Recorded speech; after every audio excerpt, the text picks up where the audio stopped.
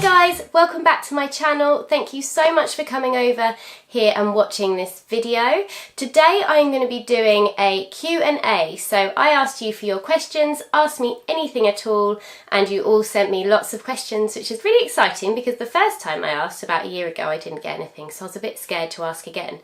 But there have been quite a few new followers over on Facebook and Instagram, and I thought that this would just be a nice way for you guys to get to know me, and for any of you who had kind of pressing questions or things that you often think about asking me but maybe aren't quite brave enough to just ask me anyway. I thought this would be a good opportunity to answer them.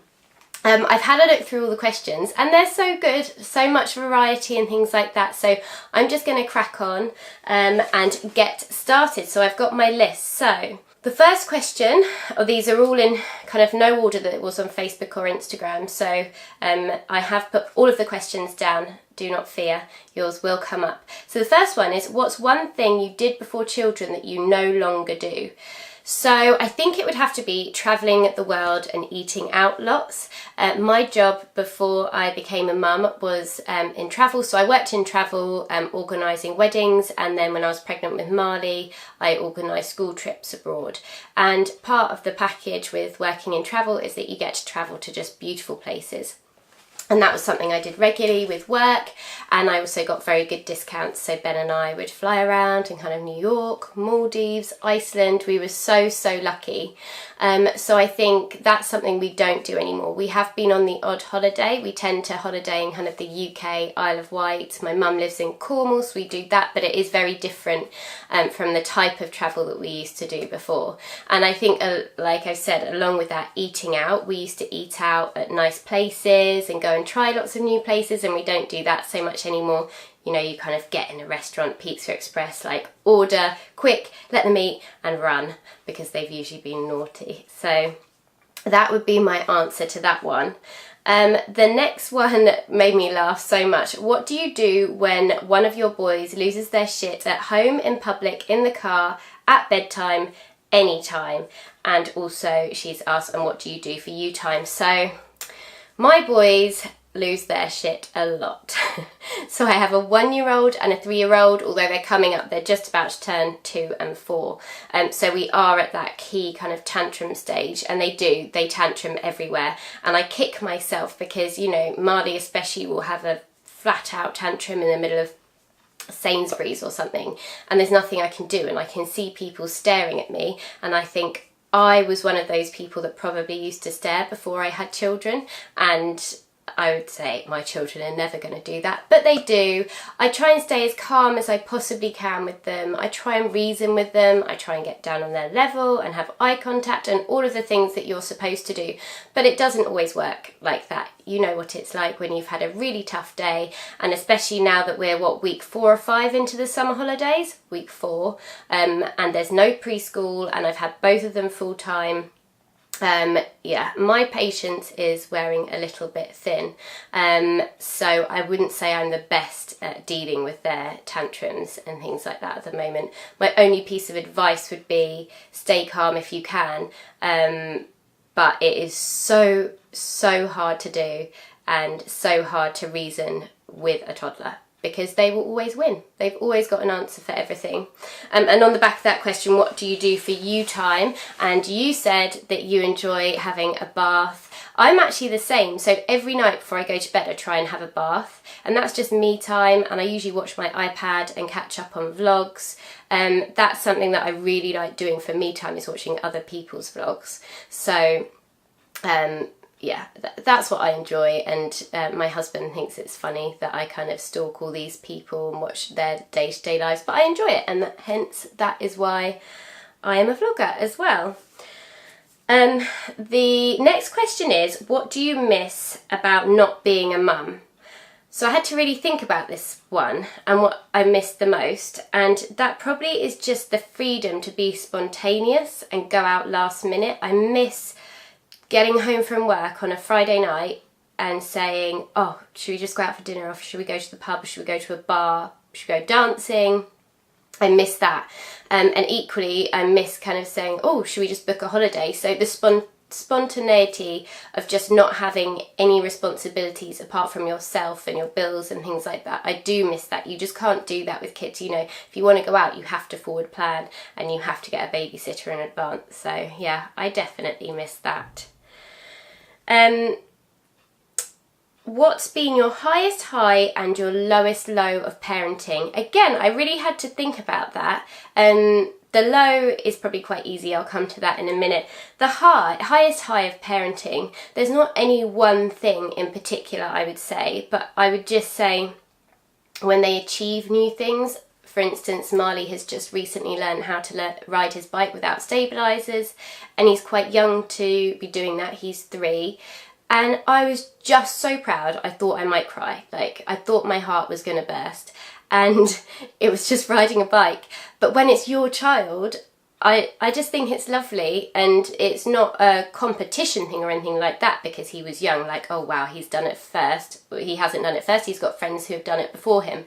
It's just the fact that I just felt so proud that he could do it, and that we have been part of teaching him that. And the same thing when he gets a glowing report from preschool, or when Felix learned to walk and he was supposedly behind in development and he walked, it was just amazing. It's just the best feeling in the whole world. So that would definitely be the high. The lowest low of my parenting journey would probably be the whole first year to 18 months of Felix's life. That, you know, when he was in neonatal and admitted back in for bronchiolitis when he was little, and then obviously that awful infection and sepsis that he had last December. Those times were really dark, and honestly, when I think back to them, it panics me. I just can't think back to them. I try not to think about it. And that whole year was just filled with people saying that he wasn't right, and he wasn't developing right, and he wasn't putting on weight, and prone to infections, and it just seemed like we were never going to get there with him. And during that time, I struggled postnatal depression and things like that. So I just found that really hard. But I came out the other side, and, you know, it's brilliant, and he's doing brilliant, and he's thriving. So I'm glad that that is in the past. And hopefully now we will be on the up with him, I hope. Well, this is probably my favourite question of all. How much is an acceptable amount of wine to drink when the children have literally driven you to tears? And I think that the answer is pretty easy. There is no limit on the amount of wine that you should drink. I think that you should just open that bottle of wine with a straw, 2 bottles of wine, whatever suits you. Don't forget the gin or the vodka. I'm not a big vodka fan, but you know, gin and tonic. I find that if I've had a very, very stressful day, that a gin and tonic when the kids are having their tea, just a little one, can be a great way to calm everything down. So yes, that would be my advice, but no, there's no limit to alcohol ever. I'm not an alcoholic, just as a side note there, but I do think you need it when you're a parent. Do you make another meal when they refuse to eat what you have cooked, even when you have tried the dippy sauce option? For me, generally, no. I'm quite strict on it. I used to do that, and I found that I would cook 3 or 4 meals to try and get Marley to eat, and I wouldn't get anywhere. So no, I don't. I'm quite strict about it now. My rule is they get what's on their plate. If they don't like it, they get straight down, and they don't have anything else. It's easier said than done, and I especially struggle with this with Felix because he's quite small. Marley has always been stocky, and so I don't worry, but with Felix he's quite small. But I did recently get some advice on this subject because I was worried about the amount they were eating, and I was told that they will be fine. Like, they can't starve themselves, and it's really good, you know, if you stick to it, then hopefully within a few days then they will be ready to eat whatever you give them. I wouldn't say that my children are ready to eat whatever I give them, and if I'm quite honest, I feel like I'm going in a constant cycle at the moment of about 5 meals that mainly, if I'm being completely honest, revolve around fish fingers, pasta, oh, there is more, I've just had a complete bag. Felix likes scrambled egg, pizzas, like bits and bobs, so like picnic-y style stuff and boiled eggs and things like that, but I'm not very good at it. I can cook, so it's not about that. It's just when I made them for heaters a while back, and honestly, the drama, you would have thought that I was trying to feed them poison. It was awful. So yeah, generally I don't make another meal, but you just got to do what you can do, and that's just my personal preference. The next question is, do you think Instagram makes you an overthinker in your parenting choices? And when I saw this question, I thought that was really interesting, a completely different question, so I love it. And no, I don't actually. I find Facebook can be a bit like that. So I guess social media as a whole, but it's different. Instagram, I feel quite like a love for Instagram. I see so many different mums, and I follow so many different mums who parent in completely different ways and are showing pictures of their children happy and healthy, and it kind of makes me feel like we don't all have to be doing the same thing on Instagram. I feel like I could quite openly put about how I parent, and I look at other people's parenting styles and I think, well, that might not be for me, but look at their children. They're so happy, they're so healthy, they're definitely doing something right. So I think, yeah, I don't think it has made me an overthinker. I think actually the opposite. It's made me feel a bit more reassured about my choices and just see that everyone does things differently. I've always been very open-minded when it comes to parenting choices.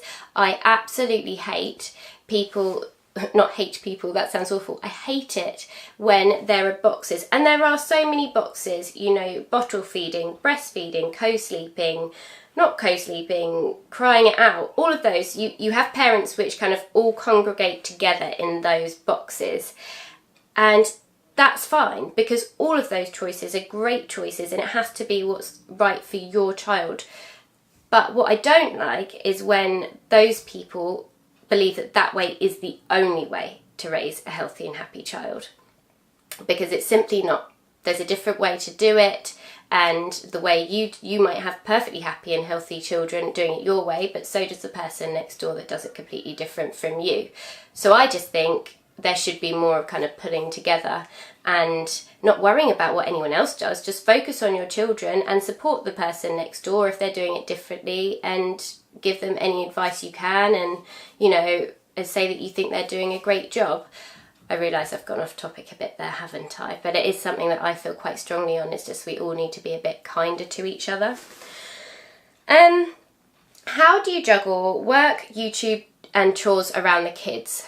I don't really juggle it very well a lot of the time. Lots of evenings. I have one day a week where Marley is at preschool and then he goes to his grandparents for the afternoon, and that's really good because that day is my day to focus on my job, so my actual kind of, my paid job.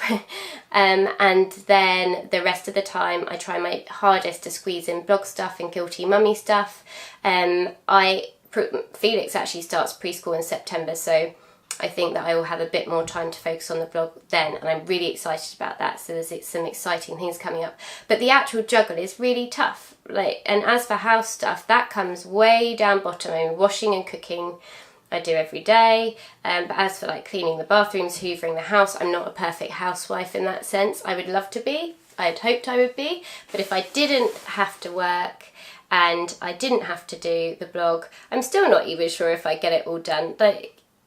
Children just take up so much of your time, and especially with a 1-year-old and a 3-year-old, they are quite independent in some ways. They will go off and they will play, but I can't leave them yet.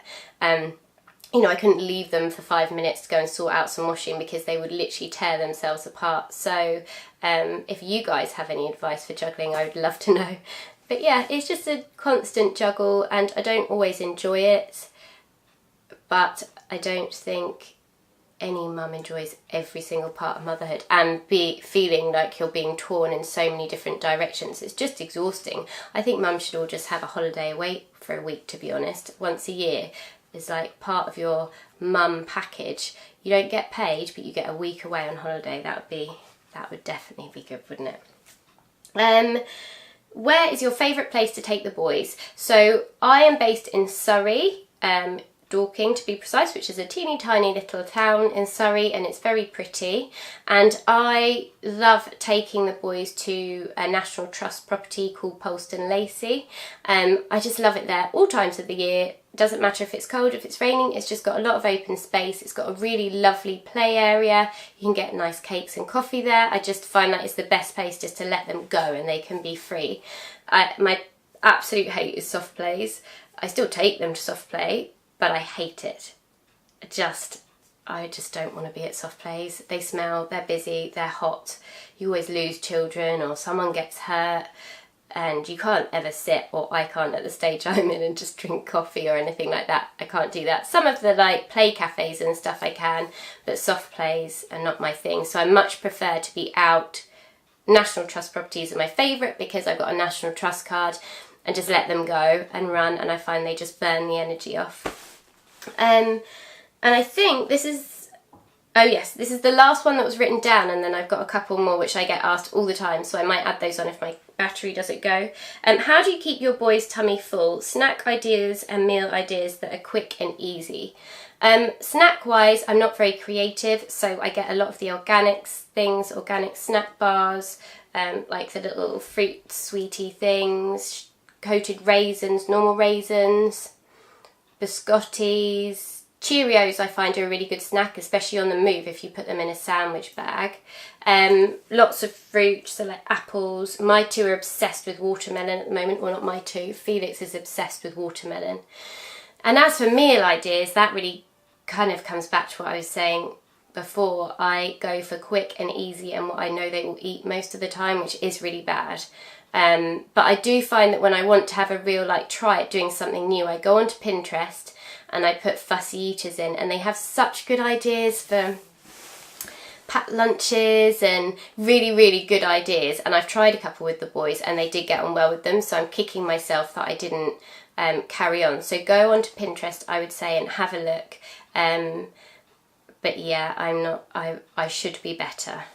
This is going to make me put it on my to-do list to be better at snacks and meals with the boys. So another couple of questions which I don't think any of you were brave enough to ask me, but you do ask me on private message, so I thought I would just answer those. Well, they're two of the same really. Am I broody? Would I ever have another baby? And I can tell you, yes, I am very broody at the moment, and I haven't been for that entire 2 years really.